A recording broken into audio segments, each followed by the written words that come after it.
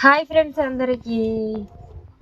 ఇగో videos అయితే అస్సలు తీస్తలేము ఈ మధ్యలో. మేమైతే పని అస్సలు తీరట్లేదు అనమాట.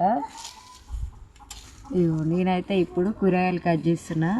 టమాటాలు, పచ్చిమిరపకాయలు, ఉల్లిగడ్డలు, మామిడికాయ వేస్తే ఇష్టం కదరా నీకు? కోడిగుడ్డు కూరలా మామిడికాయ వేస్తే బాగుంటుంది.